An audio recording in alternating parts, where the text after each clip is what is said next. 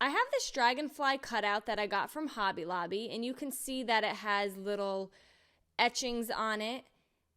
Now, I changed my idea a few times, so you may want to just change the order in which you do things, but how I did mine was I started by painting the body with some Wise Owl Snow Owl paint. And once I had that fully covered, I then took some Wise Owl Robin's egg, and I did all the wings in the robin's egg. Now you could see in the bottom right corner wing, I had taken my Dremel and I was trying to use it on the etched areas, but it was a very long process, so that was the first thing that I changed. I no longer wanted to do that. Once the paint was fully dry, I then took some of this green moss that you can get right from the Dollar Tree and some hot glue, and I'm going to glue the moss to the body of the butterfly. Now again, your paint will be fully dry at this point, and I'm just taking it in sections, and I'm going to cover the entire body and head of my dragonfly. And this secures nicely down with the hot glue. You could trim it up, get rid of any really long pieces. Next, I decided that I was going to do a raised stencil. Now, since this was an afterthought, I did the moss on the body of the dragonfly already, but I would probably do the raised stencil before finishing the body with the moss, but it was an afterthought. So I'm just going to take my joint compound, and I have this floral stencil that I got from Michaels.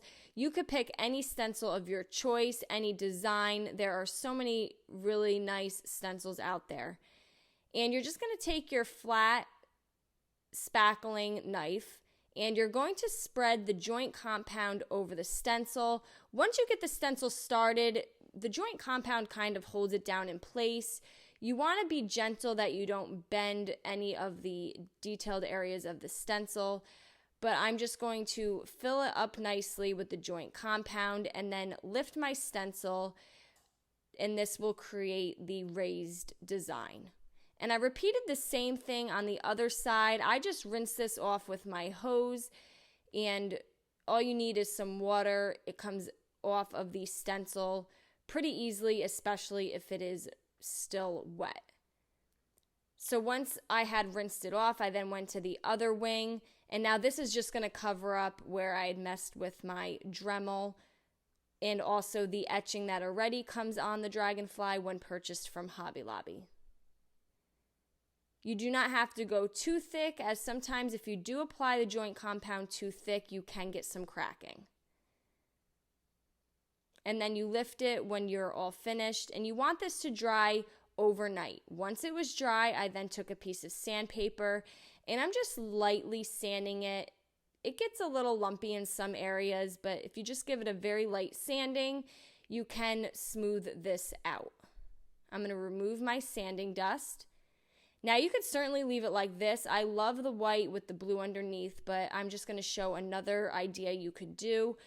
I went back on top of the raised area with my robin's egg from Wise Owl paint. Once that had fully dried, I then took a chip brush and a very small amount of Wise Owl Snow Owl, and I'm lightly brushing on top of the textured design, which is our raised stencil. And as I brush, you could kind of see that the white is grabbing the raised areas, which is going to make the raised design a little more pronounced. I went over it with a little bit of the metallic gilding paint. Now again, you could pick any colors that will make you happy and that will match your decor. And you kind of just mess around, add more of a color if you want it to look a certain way. And then I took some black, and again, I'm just doing it a very small amount, lightly rubbing, and it's just grabbing those raised areas, making the raised stencil really pop more. And I love how this looks. I love the colors that I picked. And to finish it off, I have 4 succulents that you get right from the Dollar Tree. I just cut the stem off, and I'm going to glue those onto the body of the dragonfly. Now you do want to give this a nice top coat, especially if it's going outside. I hope you guys enjoyed this video. Paint products, tissue paper transfers, and mesh stencils can all be found on our webpage at chalkitupfancy.com. And don't forget, you can also check out other tutorials over on our webpage as well. Have a great day.